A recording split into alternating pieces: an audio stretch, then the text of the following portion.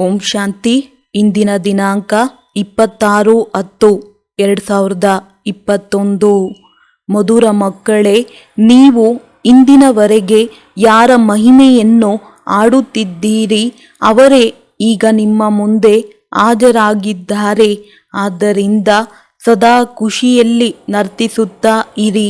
ಯಾವುದೇ ಮಾತಿನ ಚಿಂತೆ ಇರಬಾರದು.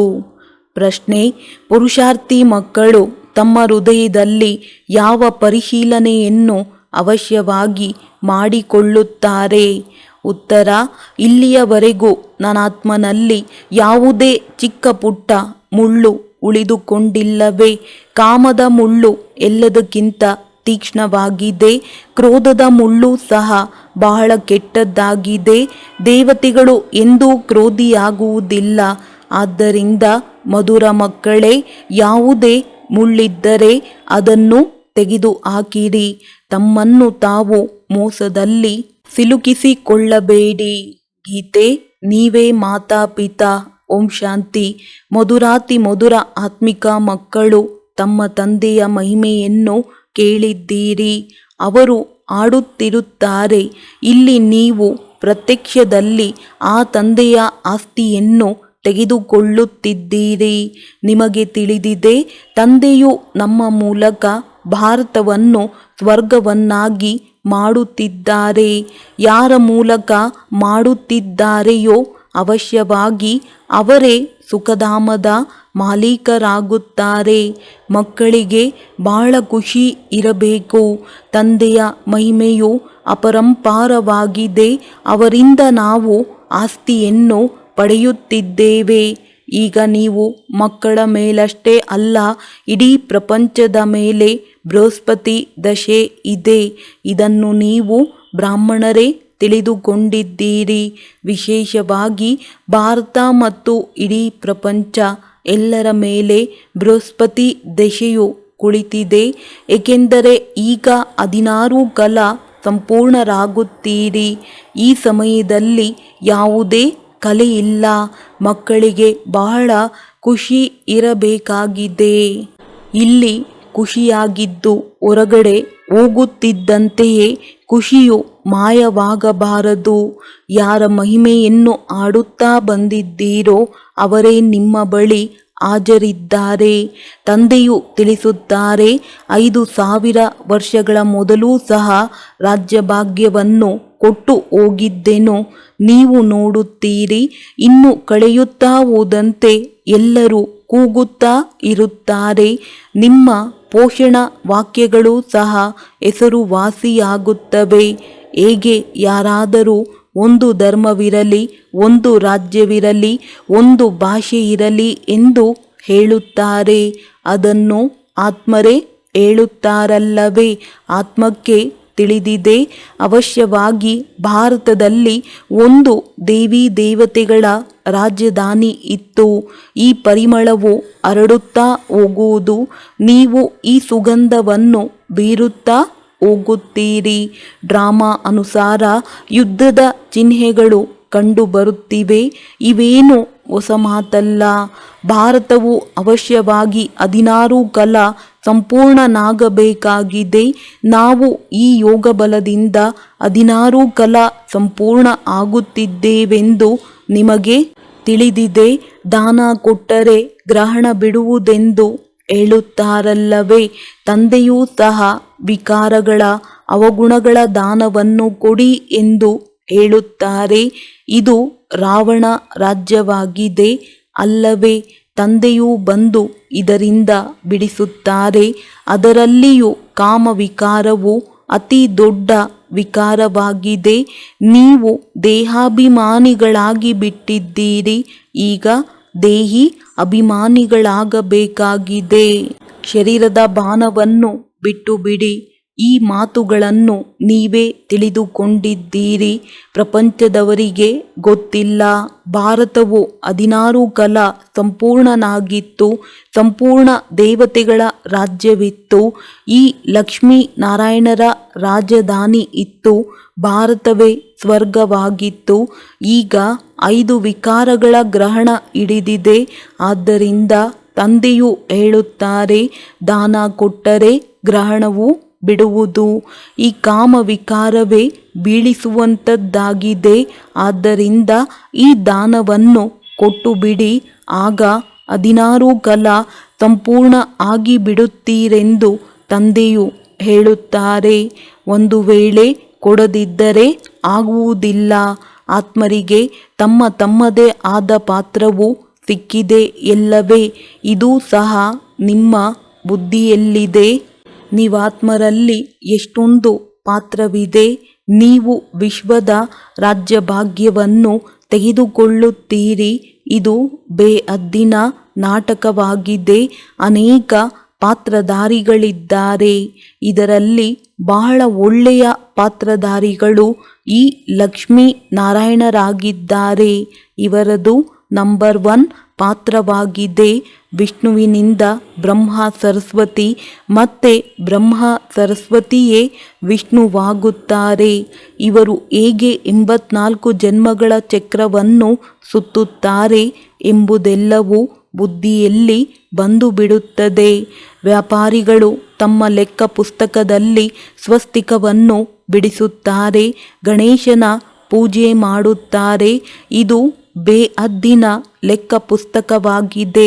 ಸ್ವಸ್ತಿಕದಲ್ಲಿ 4 ಭಾಗಗಳಿರುತ್ತವೆ. ಹೇಗೆ ಜಗನ್ನಾಥಪುರಿಯಲ್ಲಿ ಅನ್ನವನ್ನು ತಯಾರಿಸುತ್ತಾರೆ, ಅದು ತಯಾರಾದ ನಂತರ ಅದರಲ್ಲಿ 4 ಭಾಗಗಳಾಗುತ್ತವೆ. ಅಲ್ಲಿ ಅನ್ನದ ನೈವೇದ್ಯವನ್ನೇ ಇಡಲಾಗುತ್ತದೆ. ಈಗ ನೀವು ಮಕ್ಕಳಿಗೆ ಯಾರು ಓದಿಸುತ್ತಿದ್ದಾರೆ? ಪ್ರಿಯಾತಿ ಪ್ರಿಯ ತಂದೆಯು ಬಂದು ನಿಮ್ಮ ಸೇವಕನಾಗಿದ್ದಾರೆ. ನಿಮ್ಮ ಸೇವೆ ಮಾಡುತ್ತಾರೆ. ಮನುಷ್ಯರಂತೂ ಆತ್ಮವು ನಿರ್ಲೇಪವೆಂದು ಹೇಳಿಬಿಡುತ್ತಾರೆ. ನೀವೀಗ ತಿಳಿದುಕೊಂಡಿದ್ದೀರಿ, ಆತ್ಮದಲ್ಲಿ 84 ಜನ್ಮಗಳ ಪಾತ್ರವು ಇದ್ದೇ ಇದೆ ಅಂದ ಮೇಲೆ ಅದನ್ನು ಮತ್ತೆ ನಿರ್ಲೇಪವೆಂದು ಹೇಳುವುದು ಎಷ್ಟು ರಾತ್ರಿ ಹಗಲಿನ ಅಂತರವಾಗಿ ಬಿಡುತ್ತದೆ. ಈ ಜ್ಞಾನವನ್ನು ಯಾರಾದರೂ 1-1.5 ತಿಂಗಳು ಕುಳಿತು ತಿಳಿದುಕೊಂಡಾಗಲೇ ಇದು ಬುದ್ಧಿಯಲ್ಲಿ ಕುಳಿತುಕೊಳ್ಳುವುದು. ದಿನ ಪ್ರತಿದಿನ ಬಹಳಷ್ಟು ಜ್ಞಾನದ ಅಂಶಗಳು ತಿಳಿದು ಬರುತ್ತವೆ. ಇದು ಕಸ್ತೂರಿಯಾಗಿದೆ. ಶಾಸ್ತ್ರಗಳಲ್ಲಿ ಏನೂ ಸಾರವಿಲ್ಲ. ತಂದೆಯು ಹೇಳುತ್ತಾರೆ, ಈಗ ಅದೆಲ್ಲವನ್ನು ಬುದ್ಧಿಯಿಂದ ತೆಗೆಯಿರಿ. ಜ್ಞಾನಸಾಗರನು ನಾನೊಬ್ಬನೇ ಆಗಿದ್ದೇನೆ.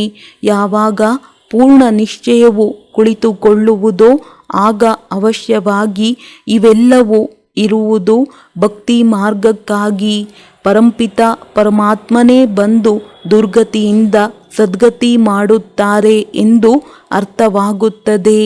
ಏಣಿಯ ಚಿತ್ರದಲ್ಲಿಯೂ ಸ್ಪಷ್ಟವಾಗಿ ತೋರಿಸಬೇಕಾಗಿದೆ. ಭಕ್ತಿ ಮಾರ್ಗವು ಆರಂಭವಾದಾಗ ರಾವಣ ರಾಜ್ಯವು ಆರಂಭವಾಗುತ್ತದೆ.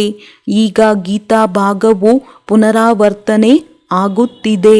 ತಂದೆಯು ಹೇಳುತ್ತಾರೆ, ನಾನು ಕಲ್ಪಕಲ್ಪವು ಕಲ್ಪದ ಸಂಗಮಯುಗದಲ್ಲಿ ಬರುತ್ತೇನೆ. ಮನುಷ್ಯರು ನನಗೆ ಮೀನು ಮೊಸಳೆ ಅವತಾರವೆಂದು ಹೇಳಿಬಿಟ್ಟಿದ್ದಾರೆ. 24 ಅವತಾರಗಳೆಂದು ಹೇಳುತ್ತಾರೆ. ಆದರೆ ಇದು ಸಾಧ್ಯವಿಲ್ಲ. ತಂದೆಯು ತಿಳಿಸುತ್ತಾರೆ, ಈಗ ನಿಮ್ಮ ಮೇಲೆ ಬೃಹಸ್ಪತಿ ದಶೆ ಇದೆ. ನಾನು ನಿಮ್ಮನ್ನು ಸ್ವರ್ಗದ ಮಾಲೀಕರನ್ನಾಗಿ ಮಾಡಿದೆನು. ರಾವಣನು ರಾಹುವಿನ ದಶೆಯನ್ನು ಕೂರಿಸಿದ್ದಾನೆ. ಈಗ ಪುನಃ ತಂದೆಯು ಸ್ವರ್ಗದ ಮಾಲೀಕರನ್ನಾಗಿ ಮಾಡಲು ಬಂದಿದ್ದಾರೆ. ಆದ್ದರಿಂದ ತಮ್ಮನ್ನು ಮೋಸದಲ್ಲಿ ಸಿಲುಕಿಸಿಕೊಳ್ಳಬಾರದು. ವ್ಯಾಪಾರಿಗಳು ತಮ್ಮ ಖಾತೆಯನ್ನು ಯಾವಾಗಲೂ ಸರಿಯಾಗಿಟ್ಟುಕೊಳ್ಳುತ್ತಾರೆ. ತಮಗೆ ನಷ್ಟವನ್ನು ಉಂಟು ಮಾಡಿಕೊಳ್ಳುವವರಿಗೆ ಅನಾಡಿಗಳೆಂದು ಹೇಳಲಾಗುತ್ತದೆ. ತಂದೆಯು ಎಲ್ಲರಿಗಿಂತ ದೊಡ್ಡ ವ್ಯಾಪಾರಿಯಾಗಿದ್ದಾರೆ. ಇವರೊಂದಿಗೆ ವ್ಯಾಪಾರ ಮಾಡುವವರು ಕೆಲವರೇ ವಿರಳ. ಇದೇ ಅವಿನಾಶಿ ವ್ಯಾಪಾರವಾಗಿದೆ. ಮತ್ತೆಲ್ಲ ವ್ಯಾಪಾರಗಳು ಮಣ್ಣು ಪಾಲಾಗುವವು. ಈಗ ನಿಮ್ಮದು ಸತ್ಯ ವ್ಯಾಪಾರವಾಗುತ್ತಿದೆ. ತಂದೆಯು ಬೇಅದ್ದಿನ ರತ್ನಾಗರ್ ವ್ಯಾಪಾರಿಯಾಗಿದ್ದಾರೆ ಮತ್ತು ಅವರಿಗೆ ಜ್ಞಾನಸಾಗರನೆಂದು ಹೇಳಲಾಗುತ್ತದೆ. ಪ್ರದರ್ಶನಿ ಇಟ್ಟಾಗ ನೋಡಿ ಎಷ್ಟೊಂದು ಮಂದಿ ಬರುತ್ತಾರೆ. ಸೇವಾ ಕೇಂದ್ರಕ್ಕೆ ಕೆಲವರೇ ಬರುತ್ತಾರೆ. ಭಾರತವಂತೂ ಬಹಳ ಉದ್ದಗಲವಾಗಿದೆ ಎಲ್ಲವೇ. ನೀವು ಎಲ್ಲ ಕಡೆ ಹೋಗಿ ಸರ್ವಿಸ್ ಮಾಡಬೇಕಾಗಿದೆ. ನೀರಿನ ಗಂಗೆಯಂತೂ ಇಡೀ ಭಾರತದಲ್ಲಿ ಇಲ್ಲ. ಇದನ್ನು ಸಹ ನೀವು ತಿಳಿಸಬೇಕಾಗಿದೆ. ನೀರಿನ ಗಂಗೆಯು ಪತಿತ ಪಾವನಿಯಲ್ಲ. ನೀವು ಜ್ಞಾನ ಗಂಗೆಯರೇ ಹೋಗಬೇಕಾಗಿದೆ. 4 ಕಡೆ ಪ್ರದರ್ಶನಿ ಮೇಳಗಳನ್ನು ಮಾಡುತ್ತಾ ಇರಿ.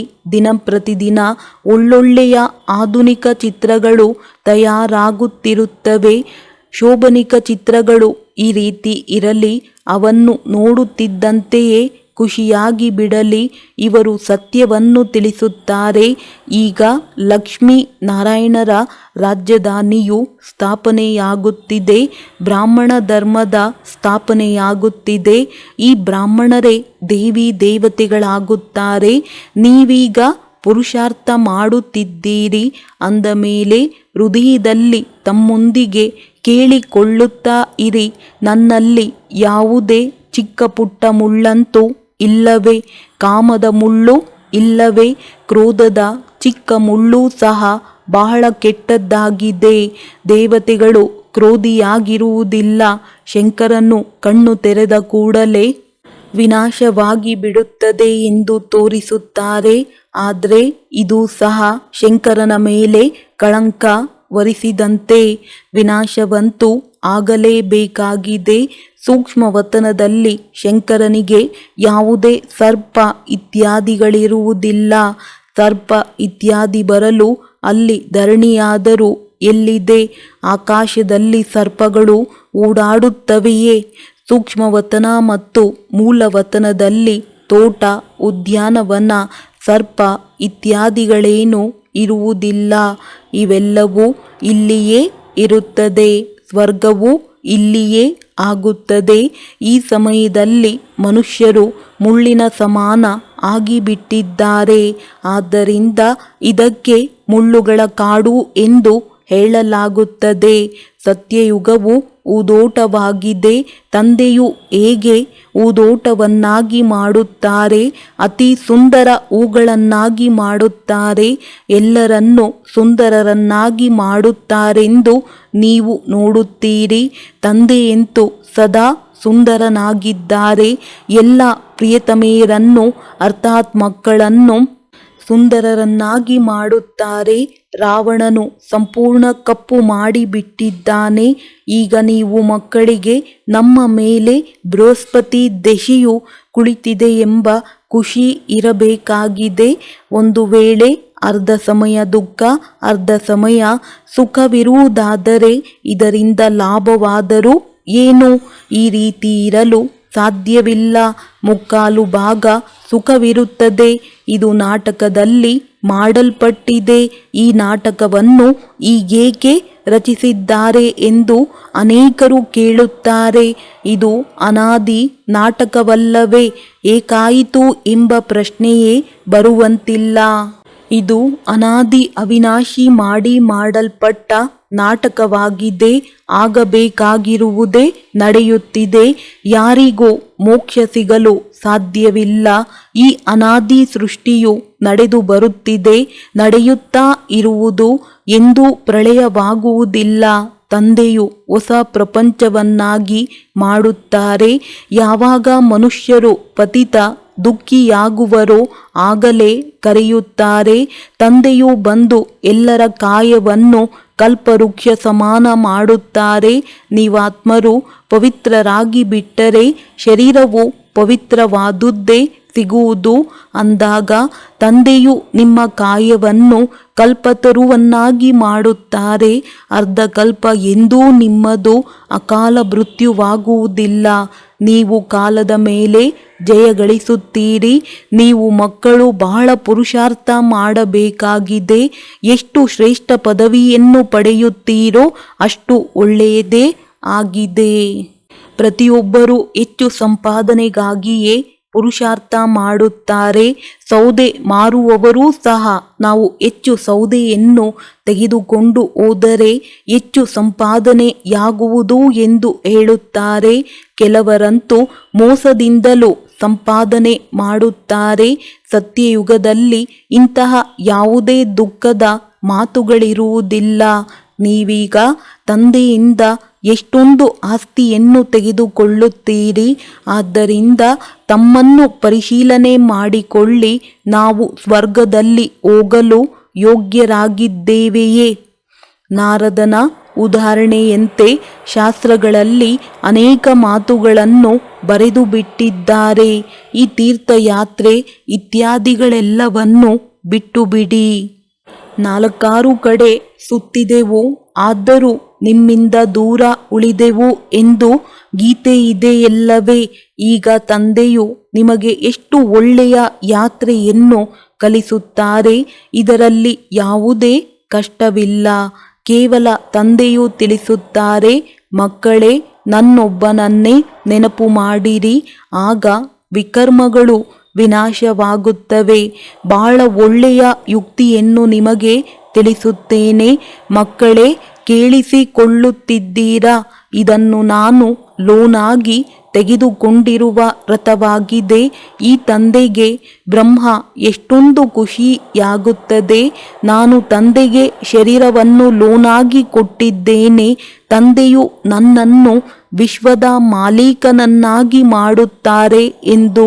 ಭಗೀರಥ ಎಂದು ಹೆಸರೂ ಇದೆ. ನಿಮಗೆ ತಿಳಿದಿದೆ, ಬಾಂಬುಗಳೆಲ್ಲವೂ ತಯಾರಾಗುತ್ತಿದೆ. ಇದಕ್ಕೆ ಬೆಂಕಿ ಬೀಳಲಿದೆ. ರಾವಣನ ಬೊಂಬೆಯನ್ನು ಸಹ ತಯಾರು ಮಾಡುತ್ತಾರೆ ಸಾಯಿಸುವುದಕ್ಕಾಗಿ. ಇಲ್ಲಿ ಸಾಯಿಸುವ ಮಾತೆಲ್ಲಿ? ಈ ರಾವಣ ರಾಜ್ಯವು ಸಮಾಪ್ತಿಯೇ ಆಗುತ್ತಿದೆ. ನೀವು ಮಕ್ಕಳು ರಾಮಪುರಿಯಲ್ಲಿ ಹೋಗುವುದಕ್ಕಾಗಿ ಪುರುಷಾರ್ಥ ಮಾಡುತ್ತಿದ್ದೀರಿ. ಅಂದ ಮೇಲೆ ಪೂರ್ಣ ಪುರುಷಾರ್ಥ ಮಾಡಬೇಕಾಗಿದೆ. ಮುಳ್ಳುಗಳಾಗಬಾರದು. ನೀವು ಬ್ರಾಹ್ಮಣಿಯರಾಗಿದ್ದೀರಿ. ಎಲ್ಲರ ಆಧಾರವು ಮುರುಳಿಯ ಮೇಲಿದೆ. ನಿಮಗೆ ಮುರುಳಿ ಸಿಗಲಿಲ್ಲವೆಂದರೆ ಏನು ಮಾಡುತ್ತೀರಿ? ಕೇವಲ ಒಬ್ಬ ಬ್ರಾಹ್ಮಣಿಯೇ ಓದಿ ತಿಳಿಸಬೇಕೆಂದಿಲ್ಲ. ಯಾರು ಬೇಕಾದರೂ ಮುರುಳಿಯನ್ನು ಹೇಳಬಹುದಾಗಿದೆ. ಇಂದು ನೀವು ಮುರುಳಿಯನ್ನು ಓದಿರಿ ಎಂದು ಹೇಳಬೇಕು. ಈಗಂತೂ ತಿಳಿಸುವುದಕ್ಕಾಗಿ ಒಳ್ಳೊಳ್ಳೆಯ ಚಿತ್ರಗಳು ಇವೆ. ಈ ಮುಖ್ಯ ಚಿತ್ರಗಳನ್ನು ತಮ್ಮ ಅಂಗಡಿಗಳಲ್ಲಿ ಇಟ್ಟುಕೊಂಡು ಅನೇಕರ ಕಲ್ಯಾಣ ಮಾಡಿರಿ. ಆ ವ್ಯಾಪಾರದ ಜೊತೆಗೆ ಈ ವ್ಯಾಪಾರವನ್ನು ಮಾಡಿರಿ. ಇದು ತಂದೆಯ ಅವಿನಾಶಿ ಜ್ಞಾನ ರತ್ನಗಳ ಅಂಗಡಿಯಾಗಿದೆ. ಮನೆ ಇತ್ಯಾದಿಗಳನ್ನು ಕಟ್ಟಿಸಬೇಡಿ ಎಂದು ತಂದೆಯು ಹೇಳುವುದಿಲ್ಲ. ಬಲೆ ಕಟ್ಟಿಸಿರಿ. ಹಣವಿದ್ದರೂ ಸಹ ಮಣ್ಣು ಪಾಲಾಗುವುದು. ಇದಕ್ಕಿಂತಲೂ ಮನೆ ಕಟ್ಟಿಸಿ ಆರಾಮದಿಂದ ಇರಿ. ಹಣವನ್ನು ಕಾರ್ಯದಲ್ಲಿ ತೊಡಗಿಸಿರಿ. ಮನೆಯನ್ನು ಕಟ್ಟಿಸಿ ತಿನ್ನುವುದಕ್ಕಾಗಿಯೂ ಇಟ್ಟುಕೊಳ್ಳಿ. ದಾನ ಪುಣ್ಯಗಳನ್ನು ಮಾಡಿರಿ. ಕಾಶ್ಮೀರದ ರಾಜನು ಮರಣ ಹೊಂದಿದಾಗ ತಮ್ಮ ಸ್ವಯಾರ್ಜಿತ ಆಸ್ತಿಯನ್ನು ಆರ್ಯ ಸಮಾಜದವರಿಗೆ ದಾನವಾಗಿ ಕೊಟ್ಟು ಬಿಟ್ಟರು. ತಮ್ಮ ಧರ್ಮಕ್ಕಾಗಿ ದಾನ ಮಾಡುತ್ತಾರಲ್ಲವೇ? ಇಲ್ಲಂತೂ ಆ ಮಾತಿಲ್ಲ. ಎಲ್ಲರೂ ಮಕ್ಕಳಾಗಿದ್ದೀರಿ. ದಾನದ ಮಾತಿಲ್ಲ. ಅದು ಹದ್ದಿನ ದಾನವಾಗಿದೆ. ನಾನಂತೂ ನಿಮಗೆ ವಿಶ್ವದ ರಾಜ್ಯ ಭಾಗ್ಯವನ್ನು ಕೊಡುತ್ತೇನೆ. ಡ್ರಾಮಾ ಅನುಸಾರ ಭಾರತವಾಸಿಗಳೇ ರಾಜ್ಯ ಭಾಗ್ಯವನ್ನು ತೆಗೆದುಕೊಳ್ಳುವಿರಿ. ಭಕ್ತಿ ಮಾರ್ಗದಲ್ಲಿ ವ್ಯಾಪಾರಿಗಳು ಒಂದಲ್ಲ ಒಂದು ದಾನ ಧರ್ಮವನ್ನು ಮಾಡುತ್ತಾ ಇರುತ್ತಾರೆ. ಅದಕ್ಕಾಗಿ ಇನ್ನೊಂದು ಜನ್ಮದಲ್ಲಿ ಅಲ್ಪಕಾಲಕ್ಕಾಗಿ ಸಿಗುತ್ತದೆ. ಈಗಂತೂ ನಾನು ಡೈರೆಕ್ಟ್ ಬಂದಿದ್ದೇನೆ. ಅಂದ ಮೇಲೆ ನೀವು ಈ ಕಾರ್ಯದಲ್ಲಿ ತೊಡಗಿಸಿರಿ. ನನಗೇನೂ ಬೇಕಿಲ್ಲ. ಶಿವತಂದೆಯು ತನಗಾಗಿ ಮನೆಯನ್ನು ಕಟ್ಟಿಸಿಕೊಳ್ಳಬೇಕಾಗಿದೆಯೇ? ಇದೆಲ್ಲವೂ ಬ್ರಾಹ್ಮಣರಿಗಾಗಿ ಇದೆ. ಬಡವರು ಸಾಹುಕಾರರು ಎಲ್ಲರೂ ಒಟ್ಟಿಗೆ ಇರುತ್ತೀರಿ. ಅಂದ ಮೇಲೆ ಇದೆಲ್ಲವೂ ಮಕ್ಕಳದೇ ಆಗಿದೆ. ಮನೆಯಲ್ಲಿ ಅವರು ಆರಾಮದಿಂದ ಇರುವವರಾದರೆ ಅವರಿಗಾಗಿ ಅಂತಹ ಪ್ರಬಂಧವನ್ನು ಮಾಡಬೇಕಾಗುತ್ತದೆ. ಆದ್ದರಿಂದಲೇ ತಂದೆಯು ತಿಳಿಸುತ್ತಾರೆ, ಮಕ್ಕಳೇ, ಎಲ್ಲರಿಗೆ ಚೆನ್ನಾಗಿ ಉಪಚಾರ ಮಾಡಿ. ಯಾವುದೇ ವಸ್ತುವಿಲ್ಲದಿದ್ದರೆ ಭಂಡಾರದಲ್ಲಿ ಸಿಗುತ್ತದೆ. ತಂದೆಗೆ ಮಕ್ಕಳ ಮೇಲೆ ಪ್ರೀತಿ ಇರುತ್ತದೆ. ಇಷ್ಟು ಪ್ರೀತಿ ಮತ್ಯಾರಿಗೂ ಇರಲು ಸಾಧ್ಯವಿಲ್ಲ. ಮಕ್ಕಳಿಗೆ ಎಷ್ಟೊಂದು ತಿಳಿಸುತ್ತಾರೆ, ಪುರುಷಾರ್ಥ ಮಾಡಿರಿ, ಅನ್ಯರಿಗಾಗಿ ಯುಕ್ತಿಯನ್ನು ರಚಿಸಿ. ಇದರಲ್ಲಿ ಕೇವಲ 3 ಹೆಜ್ಜೆಗಳಷ್ಟು ಸ್ಥಳವಿದ್ದರೆ ಸಾಕು. ಅಲ್ಲಿ ಬಂದು ಕನ್ಯೆಯರು ಜ್ಞಾನವನ್ನು ತಿಳಿಸುತ್ತಾ ಇರಲಿ. ಯಾರಾದರೂ ದೊಡ್ಡ ವ್ಯಕ್ತಿಯ ಹಾಲ್ ಇತ್ಯಾದಿಗಳಿದ್ದರೆ ತಿಳಿಸಿ. ನಾವು ಈ ಅತ್ಯವಶ್ಯಕವಾದ ಚಿತ್ರಗಳನ್ನು ಇಟ್ಟು ಸರ್ವಿಸ್ ಮಾಡುತ್ತೇವೆ. ಬೆಳಗ್ಗೆ ಸಂಜೆ 1-2 ಗಂಟೆಗಳ ಕಾಲ ತರಗತಿಯನ್ನು ನಡೆಸಿ ಹೊರಟು ಹೋಗುತ್ತೇವೆ. ಖರ್ಚು ನಮ್ಮದು, ಕೀರ್ತಿ ನಿಮ್ಮದಾಗುತ್ತದೆ. ಅನೇಕರು ಬಂದು ಕವಡೆಯಿಂದ ವಜ್ರ ಸಮಾನರಾಗುವರು. ಒಳ್ಳೆಯದು. ಮಧುರಾತಿ ಮಧುರ ಅಗಲಿ ಹೋಗಿ ಮರಳಿ ಸಿಕ್ಕಿರುವ ಮಕ್ಕಳ ಪ್ರತಿ ಮಾತಾಪಿತಾ ಬಾಪ್ ತಾದಾರವರ ನೆನಪು, ಪ್ರೀತಿ ಹಾಗೂ ಸುಪ್ರಭಾತ. ಆತ್ಮಿಕ ಮಕ್ಕಳಿಗೆ ಆತ್ಮಿಕ ತಂದೆಯ ನಮಸ್ತೆ. ಧಾರಣೆಗಾಗಿ ಮುಖ್ಯ ಸಾರ: ಅವಿನಾಶಿ ತಂದೆಯೊಂದಿಗೆ ಸತ್ಯವಾದ ಅವಿನಾಶಿ ವ್ಯಾಪಾರ ಮಾಡಬೇಕಾಗಿದೆ. ಆ ವ್ಯಾಪಾರದ ಜೊತೆಗೆ ಈ ವ್ಯಾಪಾರದಲ್ಲಿಯೂ ಸಮಯ ಕೊಡಬೇಕಾಗಿದೆ. ಜ್ಞಾನ ಗಂಗೆಯರಾಗಿ ಎಲ್ಲರನ್ನೂ ಪಾವನ ಮಾಡಬೇಕಾಗಿದೆ. ಬ್ರಾಹ್ಮಣ ಜೀವನದ ಆಧಾರವು ಮುರುಳಿಯಾಗಿದೆ. ಇದನ್ನು ಪ್ರೀತಿಯಿಂದ ಕೇಳಬೇಕು ಹಾಗೂ ಹೇಳಬೇಕಾಗಿದೆ. ಒಳಗೆ ಯಾವುದೇ ಮುಳ್ಳು ಇದ್ದರೆ ಅದನ್ನು ತೆಗೆದು ಹಾಕಬೇಕಾಗಿದೆ. ಅವಗುಣಗಳ ದಾನ ಮಾಡಬೇಕಾಗಿದೆ. ವರದಾನ: ಸಹನಶೀಲತೆಯ ಗುಣದ ಮೂಲಕ ಕಠೋರ ಸಂಸ್ಕಾರವನ್ನು ಶೀತಲವನ್ನಾಗಿ ಮಾಡುವಂತಹ ಸಂತುಷ್ಟಮಣಿ ಭವ. ಯಾರಲ್ಲಿ ಸಹನಶೀಲತೆಯ ಗುಣವಿರುತ್ತದೆಯೋ ಅವರ ಚೆಹರೆಯಿಂದ ಸದಾ ಸಂತುಷ್ಟತೆಯು ಕಂಡುಬರುತ್ತದೆ. ಯಾರು ಸ್ವಯಂನಿಂದ ಸಂತುಷ್ಟ ಮೂರ್ತಿಯಾಗಿ ಇರುತ್ತಾರೆಯೋ ಅವರು ಅನ್ಯರನ್ನು ಸಂತುಷ್ಟಪಡಿಸುತ್ತಾರೆ. ಸಂತುಷ್ಟರಾಗುವುದು ಎಂದರೆ ಸಫಲತೆಯನ್ನು ಪಡೆಯುವುದಾಗಿದೆ. ಯಾರು ಸಹನಶೀಲರಾಗಿ ಇರುತ್ತಾರೆಯೋ ಅವರು ಕಠೋರ ಸಂಸ್ಕಾರ ಅಥವಾ ಕಠಿಣ ಕಾರ್ಯವನ್ನು ಶೀತಲ ಮತ್ತು ಸಹಜ ಮಾಡಿಬಿಡುತ್ತಾರೆ. ಅವರ ಚೆಹರೆಯೇ ಗುಣಮೂರ್ತಿಯಾಗಿ ಕಾಣಿಸುತ್ತದೆ. ಇಂಥವರೇ ಡ್ರಾಮಾದ ಪಟ್ಟಿಯ ಮೇಲೆ ಸ್ಥಿರವಾಗಲು ಸಾಧ್ಯವಾಗುತ್ತದೆ. ಸ್ಲೋಗನ್: ಯಾರು ವಾಣಿಯ ಮೂಲಕ ಬದಲಾಗುವುದಿಲ್ಲವೋ ಅವರನ್ನು ಶುಭ ಪ್ರಕಂಪನಗಳ ಮೂಲಕ ಪರಿವರ್ತಿಸಬಹುದು. ಒಳ್ಳೆಯದು. ಓಂ ಶಾಂತಿ.